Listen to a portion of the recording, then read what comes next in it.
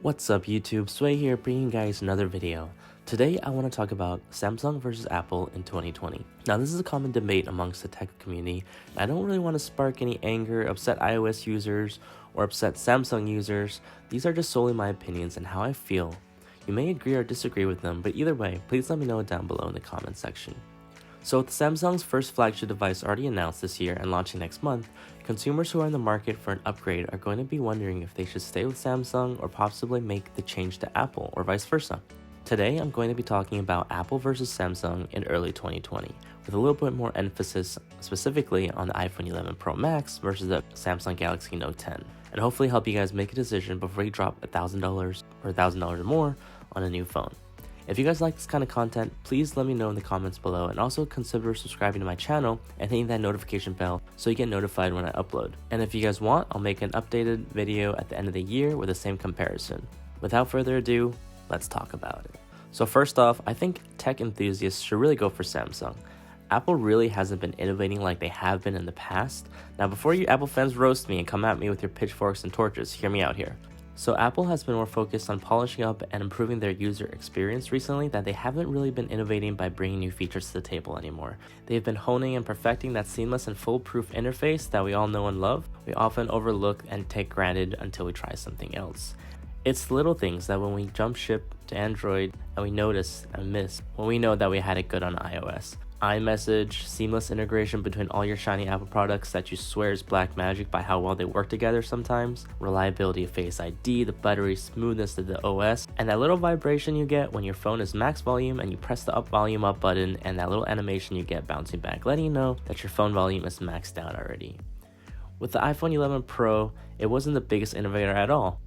It was probably one of the most boring updates to a phone which design has stayed the same another generation, but it was a much needed upgrade because it improved on all the categories that Apple users all really wanted, most notably the camera and battery. It's just the Apple way. We all know that they aren't always the first to bring out new features and game-changing designs in recent years, right? I mean, how long did it take Apple to include a fast charging brick with their shiny new phones when we dropped $1,000 on it? Apple's not the fastest in these aspects. You suck! On the other hand, we have Samsung, who's always been packing their phones to the brim with the latest technology and features, even some questionable ones, like this. It's like the engineers and designers at Samsung just one day sat down and said, let's just jam pack every single feature that our competitors haven't even thought of yet, and let's see if our consumers will react and like them.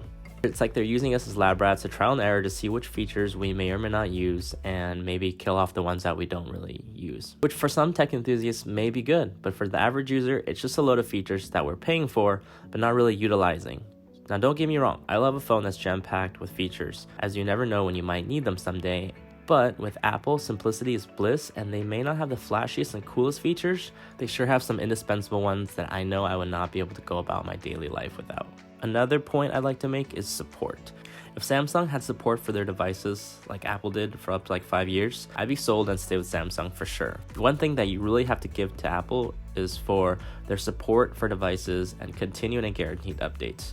Shockingly to say, is Apple may have the more budget-friendly option after all. If you splurge on an iPhone today and you're really frugal about it afterwards, you can almost guarantee that you'll get support for that iPhone for about 5 years. That means more security, more features, not feeling like you've been forgotten or forsaken by the manufacturer after 2 years, but also the psychological aspect of it.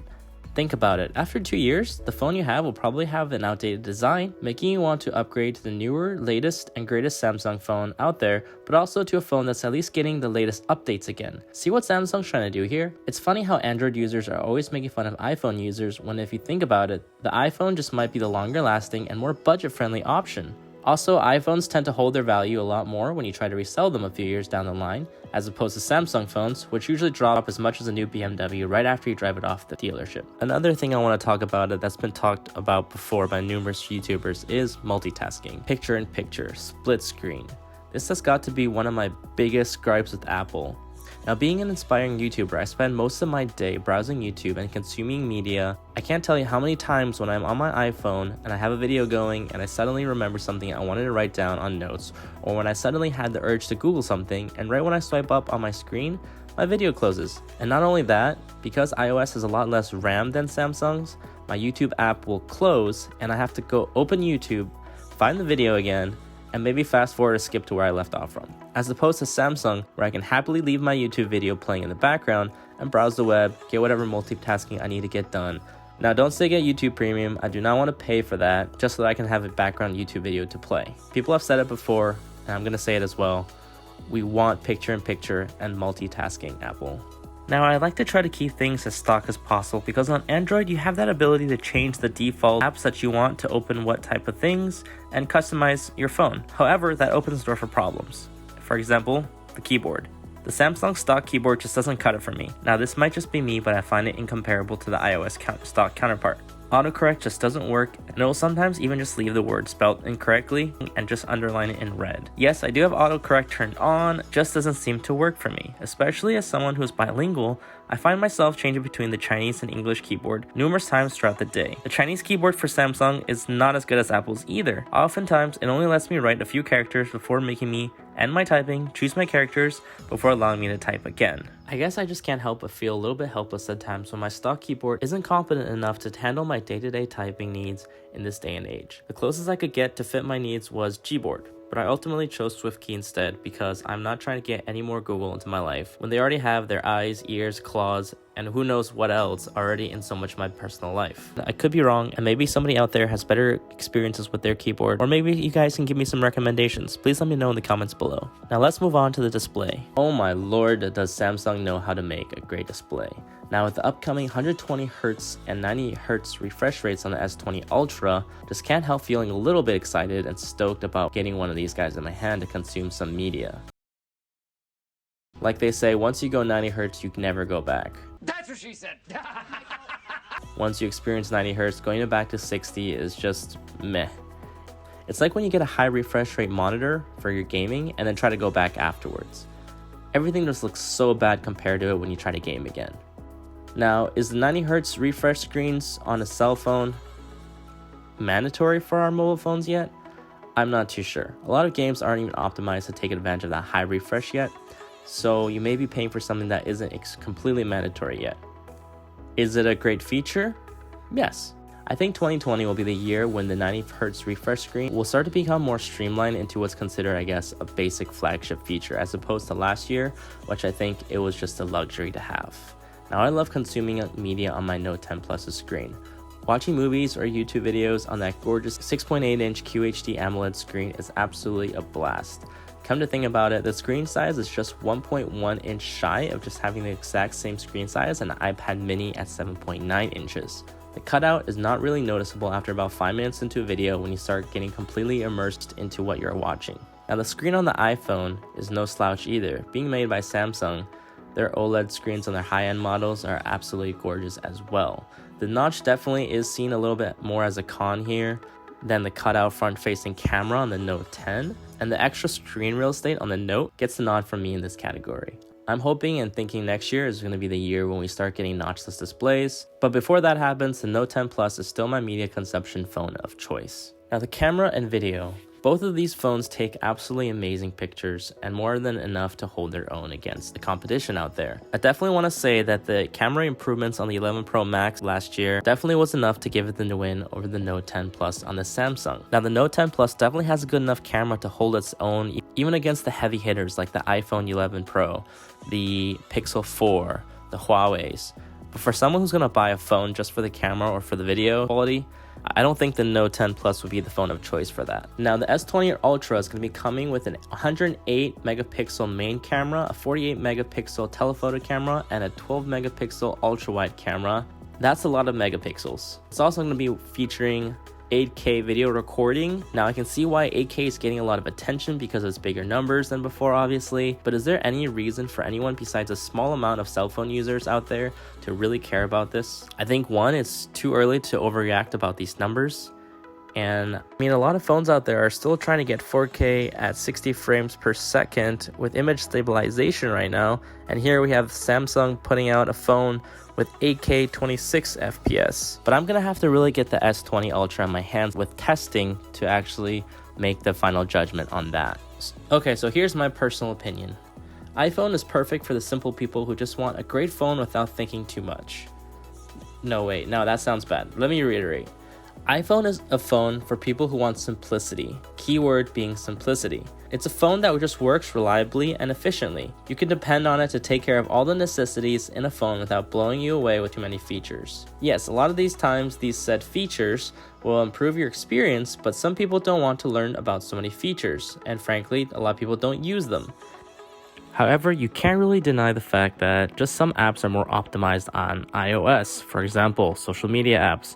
You have Instagram, Snapchat, Facebook, these kind of apps I feel like just run a lot more smooth. A lot of the pictures that you take on the Snapchat, they're actually a lot clearer than their Android counterparts. Now, this is not because Samsung hardware sucks, it's just because the optimization. Again, it goes back to optimization. That just makes it so hard to get out of their ecosystem. Even on my Note now, I don't find myself customizing as much as I used to. I'm just using this launcher called Niagara Launcher that I feel like it does the simple job for me. It's clean, simple, and frankly, I think it looks very elegant with my to-do list at the very top and my most used apps on the bottom. I also cannot see myself parting from Samsung because of the gorgeous displays that they come with and a lot of the productivity that I can get done with their features. If I can put it bluntly, Apple is the spouse where it is reliable yet sometimes boring but dependable, where Android may be the lover you have on the side for the pleasures of enjoying feature-packed and the latest and greatest exciting features. Ridiculous 8K video recording, 100 times zoom, and all that other marketing. Yeah, it'll be fun and awesome for a while, but it could also get boring. You may long after a while that consistent but boring iPhone. Or who knows, you may prefer that exciting lifestyle forever and never marry. To each his own opinion, and ultimately comes down to what and how you use your phone for. Personally, I do carry around two phones, one Android and one iPhone. My iPhone is my personal phone where no work is done and all my family members and close members only have. While my Samsung, or Android phone, is my work phone of choice where I funnel all my work contacts, work emails, and keep all my work-related productivity apps on. Why? Because Samsung has so much more features than iOS does, which allows me to be more productive, and in doing so makes my life easier than iOS would be able to do because of its limitations. Have a note or a number you suddenly need to write down when driving by something really quickly on the road? Pull out the pen and make a memo of it. Have two accounts for WhatsApp that you use for different purposes? Set up dual messenger and run them both on your phone. Need a folder to hide all your grown-up thoughts? Hide them away in your secure folder, change that icon, and lock it away. My point I'm trying to get across here is that it really doesn't matter what phone you use, just the phone that's right for you. If the phone's purpose and features match up to what you want to get out of a phone, then go for it. It is money well spent and worth the price tag. I find the reliable, optimized, and dependability of iOS enough for me to give it my main SIM card. And I find that the features of Samsung enough to give it my work SIM. Will that change in the future? It may, but we'll have to see what's in store this year and I'll make an updated video about it. Now, if you guys made it this far in the video, thank you so much for watching. Please let me know what you guys are using as your daily phone and why. Let's talk about it. If you guys liked the video, don't forget to hit the like button on the video as it's good for the YouTube algorithm. And consider subscribing to the channel if you enjoy content like this and thought it was helpful. Don't forget to follow me on social media because that's where I'm going to be posting most of my upcoming content. I'm just starting out on YouTube, so any comment would be greatly appreciated and I'll definitely reply. And again, I'm Sway signing out. I'll see you guys in the next one. Peace.